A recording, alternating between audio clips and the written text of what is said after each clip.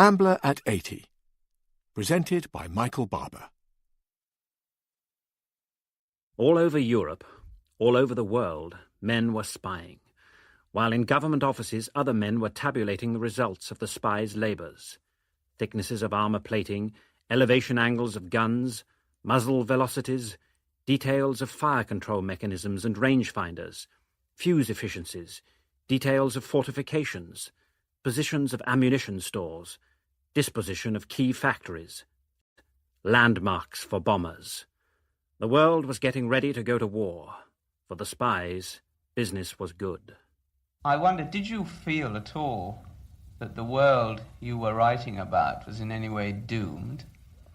In the 30s, oh yes, because it quite evidently was doomed, or at least seriously threatened.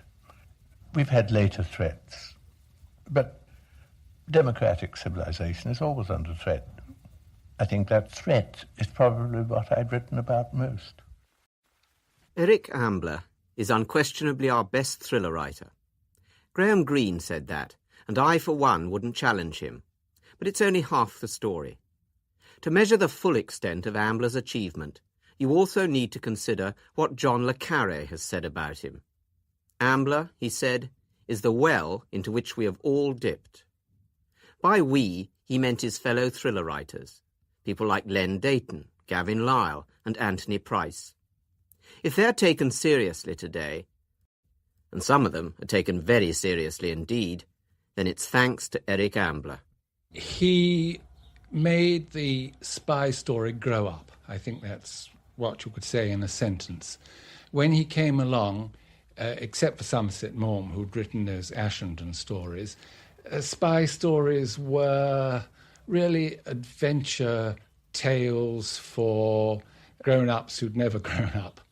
And Eric Ambler came along and looked at the spy, the agent, and their world through grown-up eyes in a real way.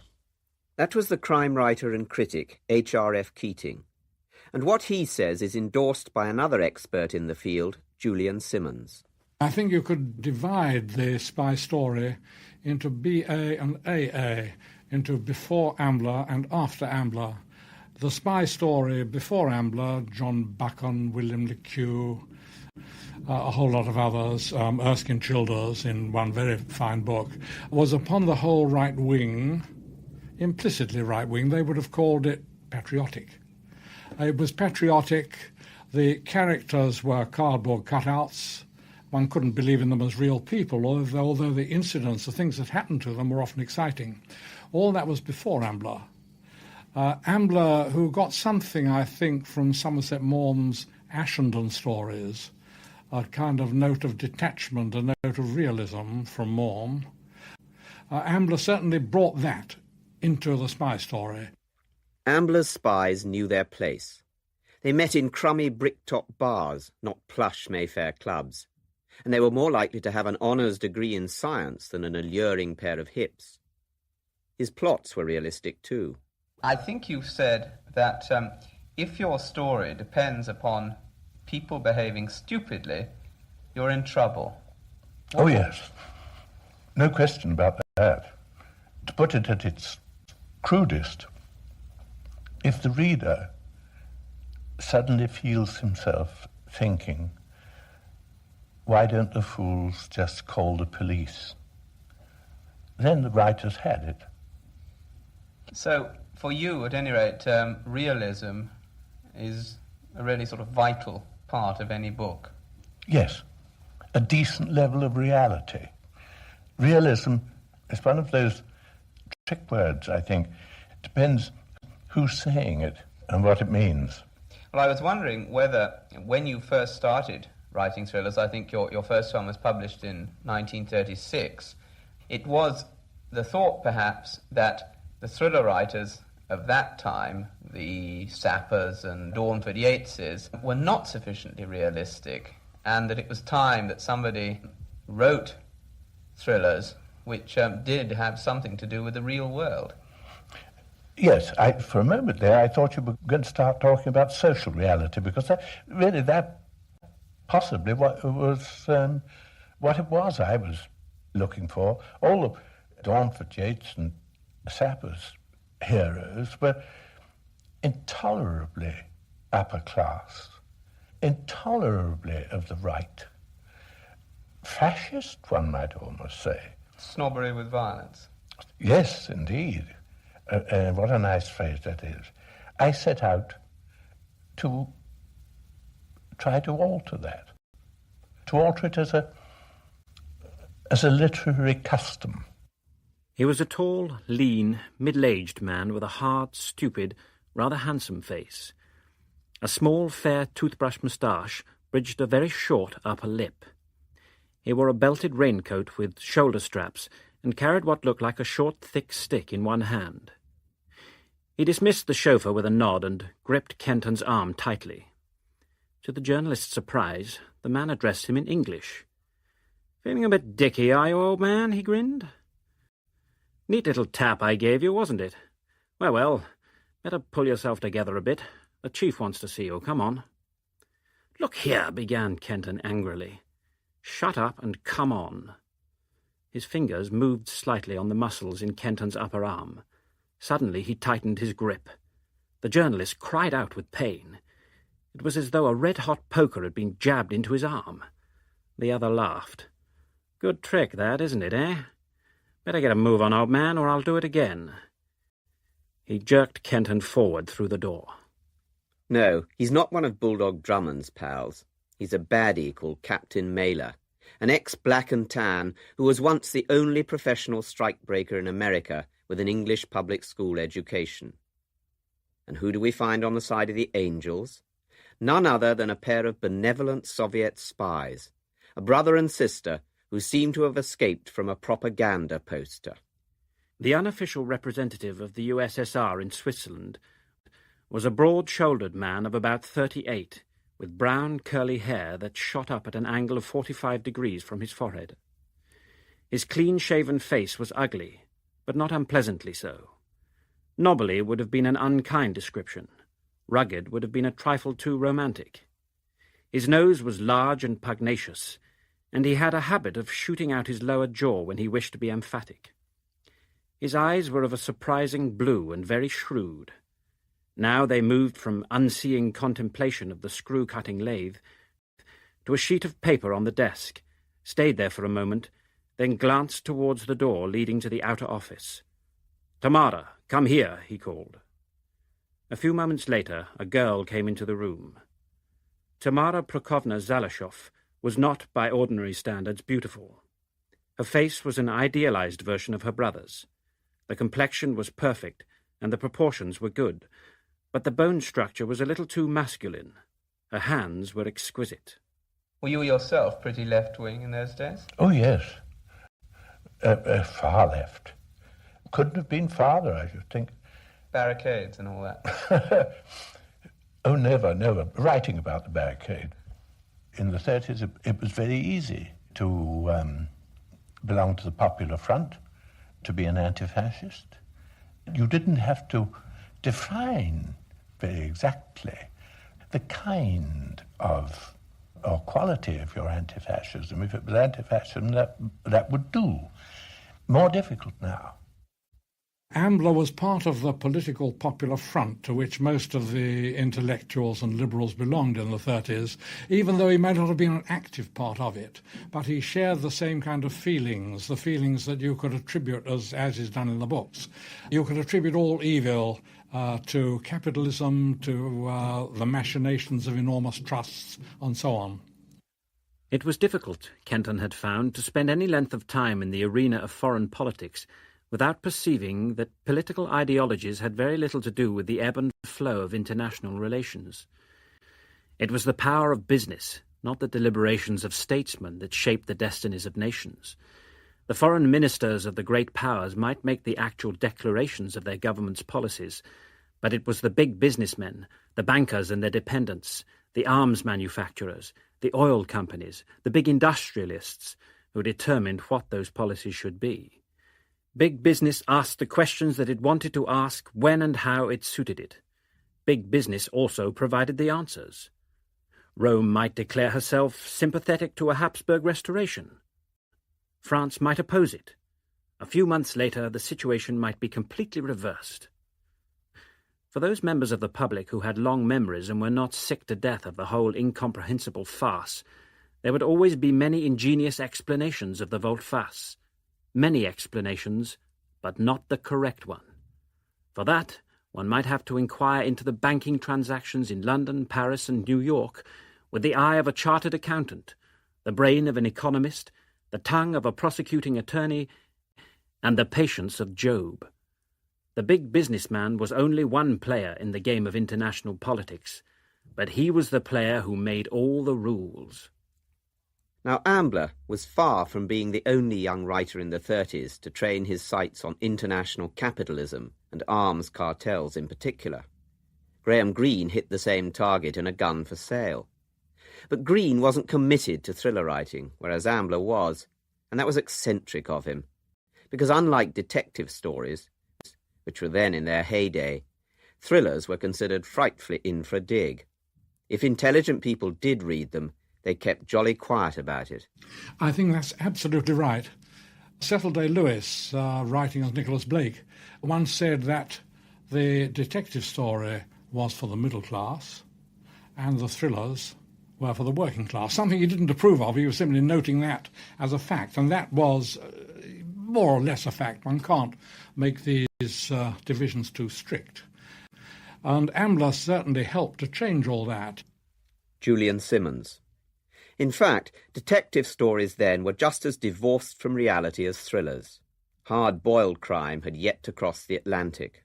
Ambler knew this, and I think it explains why he chose Charles Latimer to be the hero of his fifth and most famous novel, The Mask of Demetrius. The fact that a man like Latimer should so much as learn of the existence of a man like Demetrius is alone grotesque.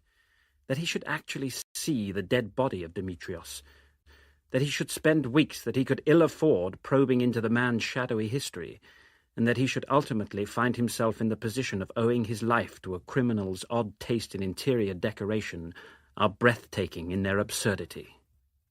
Latimer writes best-selling whodunits. On a visit to Istanbul, he meets a Turkish fan of his, a secret policeman called Colonel Haki, who insists on presenting him with the embarrassingly inept plot of an English murder story. While a copy of this is being typed up, the Colonel begins to study one of his own files. Latimer glanced across the desk. Colonel Haki was slowly turning the pages inside the folder, and on his face was a look that Latimer had not seen there before. It was the look of the expert attending to the business he understood perfectly. There was a sort of watchful repose in his face that reminded Latimer of a very old and experienced cat contemplating a very young and inexperienced mouse. In that moment, he revised his ideas about Colonel Haki. He had been feeling a little sorry for him, as one feels sorry for anyone who has unconsciously made a fool of himself. He saw now that the Colonel stood in need of no such consideration. As his long, yellowish fingers turned the pages of the folder, Latimer remembered a sentence of Collinson's. There was something about torturing prisoners. He knew suddenly that he was seeing the real Colonel Haki for the first time. Then the Colonel looked up, and his pale eyes rested thoughtfully on Latimer's tie. For a moment, Latimer had an uncomfortable suspicion that although the man across the desk appeared to be looking at his tie, he was actually looking into his mind. Then the Colonel's eyes moved upwards, and he grinned slightly in a way that made Latimer feel as if he had been caught stealing something. He said, "I wonder if you are interested in real murderers, Mr. Latimer." Latimer is interested. How unlike an English criminal's dossier is the one Colonel Haki shows him. Demetrius was a murderer, a drug runner, and a pimp, but also a spy and a political assassin. They'd fished his corpse out of the Bosphorus, but it could just as easily have been the Seine or the Danube, the Aegean or the Med. Demetrius had moved around. To the Colonel, Demetrius is a villain who got his just deserts. But to Latimer, he's a mystery man whose lurid past offers the same challenge as a jigsaw. But as he tries to fit the pieces together, he finds that some of them are missing. It's not surprising. The body in the Bosphorus was not Demetrios, but one of his many victims. And now Latimer himself looks like becoming one too. The brown eyes flickered to Latimer. I am glad that the Englishman is here too, Peterson. I am saved the trouble of persuading you to give me his name and address.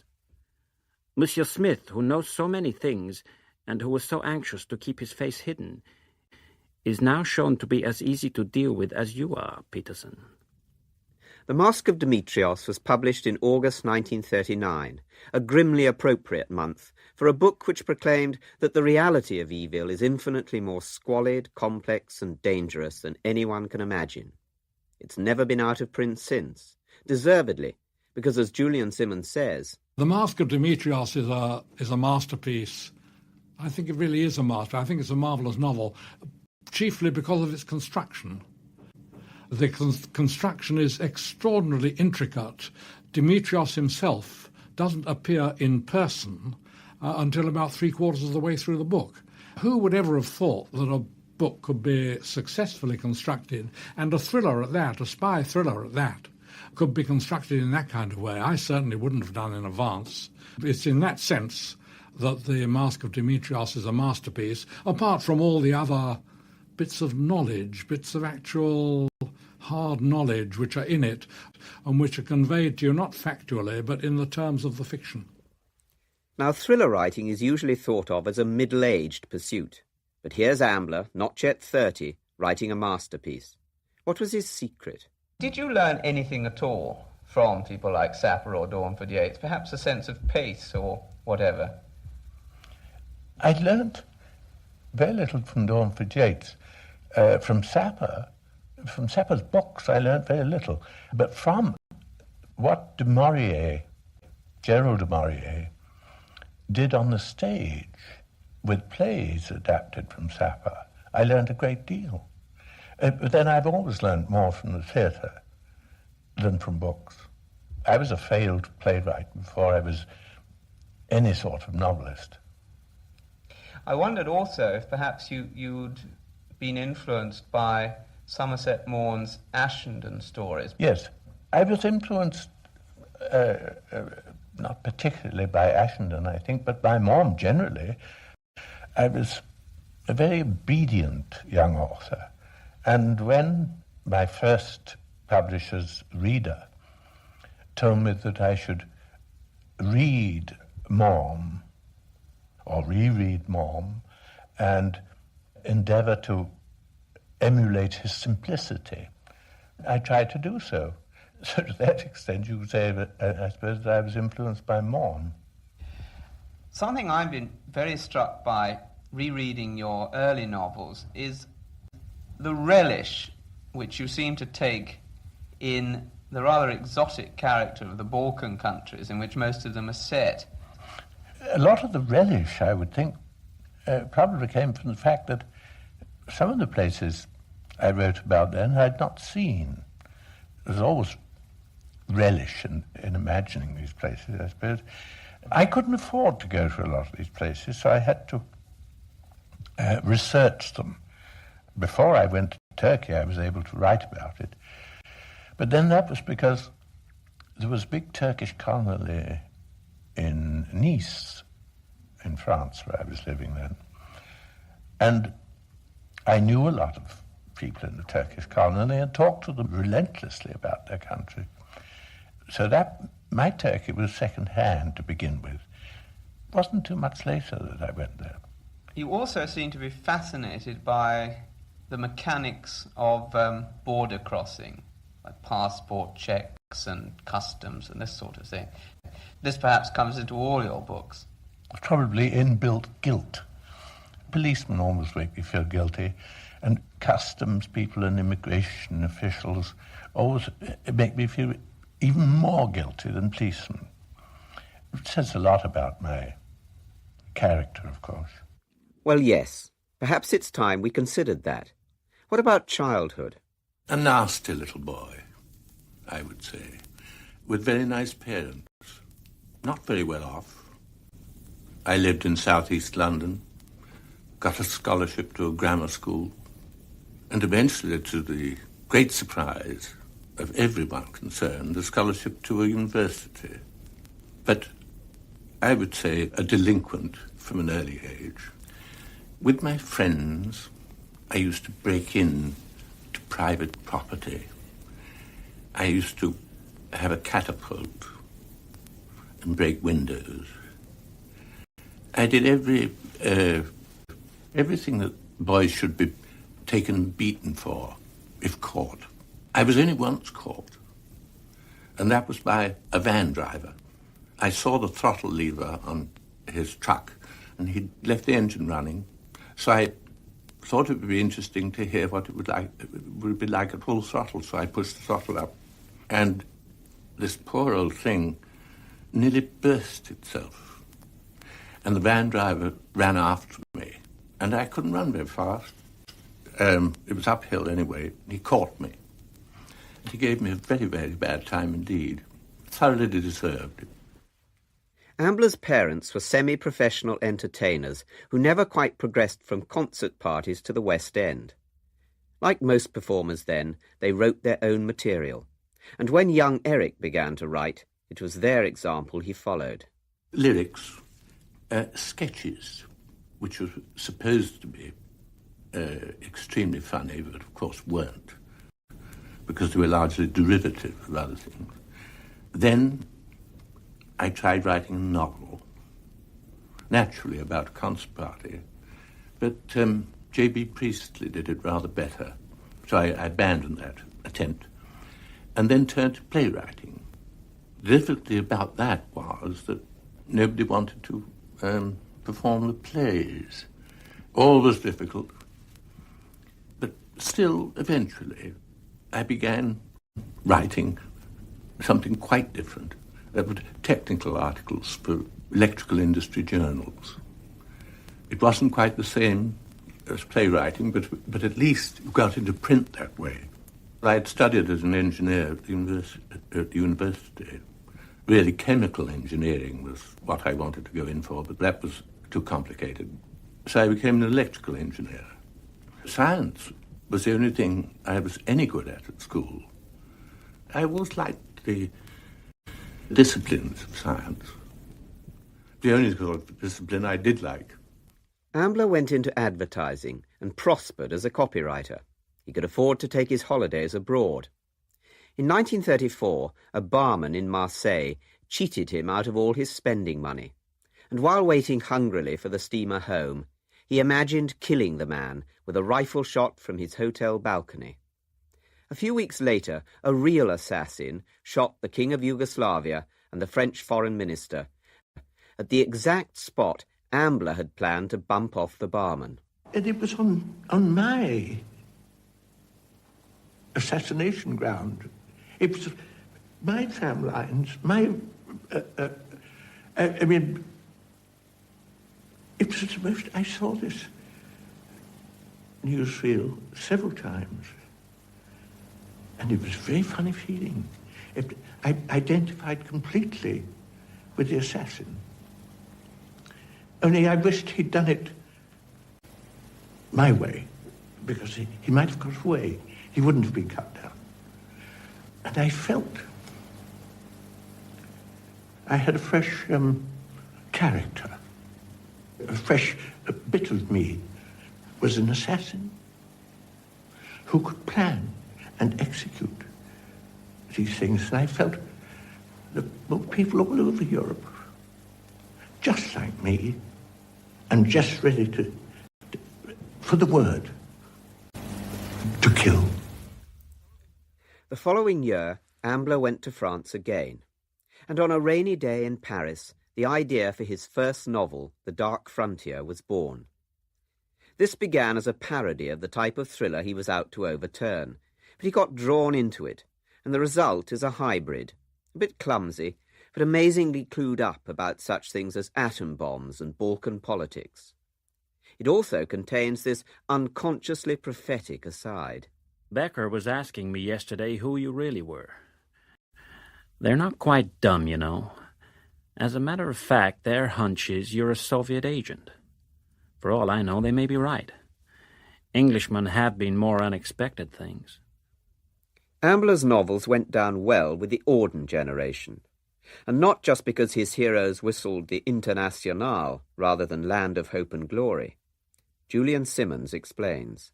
There's one way in particular that it strikes me that Ambler was very typical of intellectual liberal concerns in the 30s, and that's the question of the frontier. To 30s intellectuals who wrote books, Rex Warner in The Wild Goose Chase, one of the characters says, "Can I ever be happy on this side of the frontier?" There's a book by Edward Upward called Journey to the Border, so on. For the intellectuals, the journey was a metaphorical one. The other side of the frontier was where something good existed and so on. Now in Ambler, this is much more literal and practical. His heroes lose their passports, and once they've lost their passports, they're lost. They're on the wrong side of the frontier with nobody to help them. That would be the division between one country and another, between one kind of living and another, is seen by Ambler as being a very vital one. Ambler's third novel, Epitaph for a Spy, introduced the kind of hero Julian Simmons refers to, the man without a proper passport who gets up bureaucrats' noses because he doesn't belong. Joseph Vadassi is a Hungarian émigré who ekes out a living as a language teacher in Paris. On his first holiday for years, he's blackmailed by French intelligence into helping them net a spy who's staying at his hotel. What follows is an intriguing blend of detective story, political thriller, and social document. There's an unmistakable whiff of impending doom, of a civilization on the skids. And many of those reading it in 1938 must have wondered what fate had in store for them, a precarious exile, like Joseph Vadassi's, or the concentration camp which one of his fellow guests describes so graphically. By now, Ambler had quit advertising and based himself in France, where the pound went further. Soon he was on the brink of being very well off. The war changed all that. He joined the army as a gunner, and by 1942 had risen to command a troop of Ack guns. Then, out of the blue, the Army Film Unit claimed him. He found himself working with Private Peter Ustinov on a morale-boosting film about new recruits called The Warehead. Can you tell me where does the Hackersfield train start from? Platform 7, over the bridge, back half the train, though. But are you going there too? I'll say. The Duke of Glenden's light foot sloggers. Come and have a cup of tea. In fact, I'm a fellow with a very independent disposition. Can't stand people telling me what to do. And if they try it, then I always want to be rude. In fact, I usually am. Here, I'll get him. Well, that's why the army will have to put up with me, and not me with the army. Hey, stop shoving, mate, will you? I'm sorry, old man, I'm sorry. Tea? China for me, please. Better get used to char, that's all they got in the army. Ah, good old army, the thin red line, smashing. I don't blame you for getting bottled. Mate, you gentlemen going to Hacklefield? Yes. You too? Yes. Well, my name's Stainer. Can I interest any of you in buying a Rolls-Royce or a Bentley? 3 teas and a bit of miss, please. What was he like to work with, I mean, professionally speaking? Well, we're very different in temperament, and that makes me admire him with greater freedom than I would if we did remotely the same thing. Eric is the sort of person that can sit in front of a blank sheet of paper all morning long without anything happening and is not depressed by it. I don't know. I start doodling on it if that happens to me. I'd rather do something wrong and change it than do nothing. So it's temperamental differences between us. Also, he speaks rather slowly because he wants to get the right word, and it seems to have enormous difficulty in coming, and eventually he comes out, but he's not an eloquent person. He is extremely eloquent in his writing, which is absolutely crystalline and as crisp as a good bar of chocolate, but not necessarily in his speech pattern. Ambler made over 90 films for the army. The process fascinated him, and for some years after the war, he devoted himself to screenwriting. If you get the hang of it, and it really is, and it's really very little to do with writing. It's about as much to do with writing as a storyboard has. It's to do with visualizing. It's a work of the imagination. If you get the hang of it, by God, it's deceiving and enticing and attractive. If you can get one scene that really works, you're hooked. I've sat through pictures waiting for one scene which I know works. Thought, there.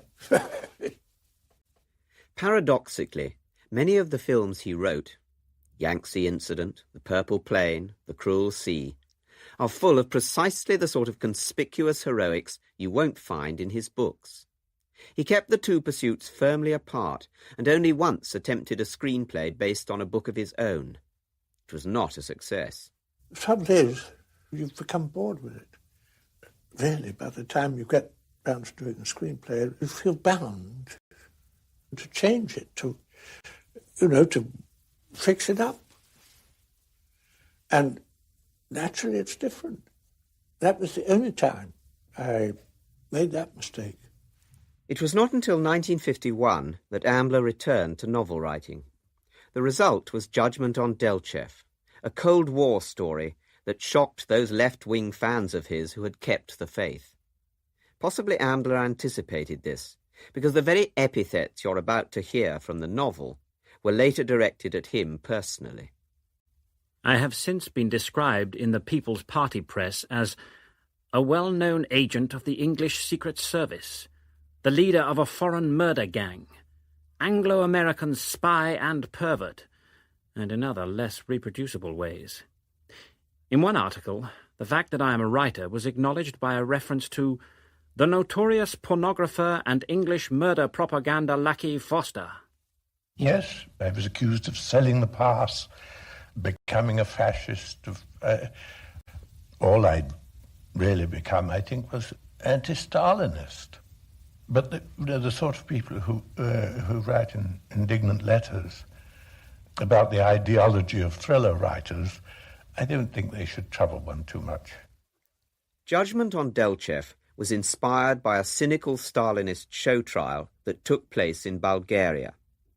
It signalled that for Ambler, as for so many other committed writers of the 30s, communism was the god that failed. But Ambler didn't labour the point. His later novels are almost totally devoid of moral judgments, except where terrorism is concerned. All gratuitous violence appalls him, and there's no trace of it in his books. Perhaps the two things are linked. Perhaps a greater awareness of reality, ideological reality, and the realities of violence. When you see violence on the screen, so much of it is totally improbable, indeed impossible. The reality of violence is that when it's applied by terrorists with bombs, it destroys bodies. It has that amount of story function and no other. I wonder, did your experiences during the war have anything to do with this? Did you come up against violence and perhaps feel that I don't want to write about this? Well, I observed some violence, usually at the wrong end of it. Being shelled or mortared is one way of observing violence. And of course, one objects very strongly to it. First time it happened to me, I remember my reaction very clearly. It was to stand up and protest to the other side and say, look, I'm not doing anything to you at the moment. Kindly don't behave in this appalling way. Yes.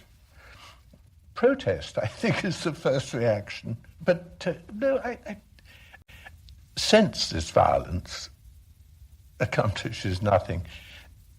Of course, I suppose there are some readers who enjoy it for its own sake, but I don't really want those readers. What Ambler does in his later novels is show that if an individual is cunning enough and resourceful enough, he can still beat the system. Whereas his early heroes tended to be pretty conventional figures, his later ones live by their wits. They have to, because like Joseph Fadassi, their prototype, they don't belong. They're crossbreeds, rootless cosmopolitans, candidates for the awkward squad. Some are apparently respectable, like Paul Furman, the urbane extortionist in Send No More Roses. Others are unmistakably louche, like Arthur Abdul Simpson, the lewd hustler whose life has been one long dirty story. Peter Ustinov played Simpson in the film Top Cappy. Morning, ladies and gentlemen. First time in Cavella, no doubt. I'm Arthur Simpson, the local archaeologist and historian. I dug this up only yesterday. It looks too wet. It's been left. Actually, this little harbour's full of historical connections. Brutus spent the night here before Philippi, after that unpleasant business he had with Shakespeare, with Julius Caesar. I always saw him as a man who aimed low and missed, which has its own fascination because there aren't many of them in literature or in films. And I enjoyed playing him enormously because a man who's got an out-of-date passport and gets into trouble with Turkish authorities and things, I mean, he's wide open. He's the patsy of all time. It always reminds me of Simpson since I spent quite a time in France. Occasionally an ambulance comes by and makes a hole in the traffic because everybody gives way, and then unscrupulous, ordinary users jump into the wake of the ambulance to try and profit by the ambulance taking a sick person to the hospital to get home quicker. And Arthur Abdul Simpson's one of those, except he makes a mistake and rams another car in the process and is taken out of the traffic stream. Now, Eric Ambler himself looks like a retired banker. It's hard to imagine him without a tie. So what is it about louche types like Simpson that makes him want to write about them? The sleazy, I suppose.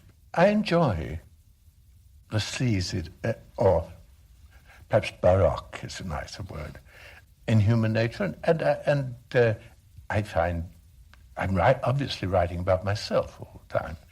I find myself an equivocal character. All these characters are aspects of myself, obviously. And I find myself ridiculous in so many ways. Sleazy? Ridiculous? This is not how H.R.F. Keating sees Eric Ambler. In Keating's opinion, the character of his that Ambler most resembles is the least baroque of his later heroes, Ernesto Castillo, known to his colleagues as Dr. Frigo.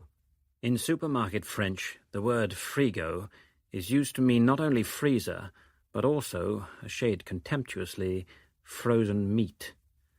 Dr. Frigo is the nickname by which I am usually known here. He puts forward this man who is reviled as being cold, as being a hero in his way. And to my mind, Ambler is a hero in his way, to me, for just those qualities. You get this very reticent voice and this very reticent manner, not much expression on the face. But then will come a tiny glint of wit, and you can more or less trace that through a crack in this exterior down to the man himself. I too have pondered the connection between Eric Ambler and his heroes. I think it hinges on their tone of voice. They start out on the defensive and gradually become more and more plausible. In the end, you almost believe them. What, sir? Me, sir? Write those words on the blackboard? Why, I don't even know what they mean. That's how I see Eric Ambler. And I think it's borne out by what he says here, which was recorded in 1977, when Alfred Hitchcock was still alive. I think you've said that there is a criminal and a policeman in every human being. Do you think this is where the appeal of the spy story or the detective story lies? This is why people keep reading them? Yes, I dare say it is. Criminal and policeman. There's also an anarchist. And I think that in the thriller, the anarchist is having a field day. This goes back to your business about crossing borders and that kind of thing, is it? Oh, yes, and yes, fear of authority. So, of course, when one gets older and policemen get younger, that should pass, but it doesn't. You know, Hitchcock's the same. He's still afraid of policemen. So am I. Audible hopes you've enjoyed this program.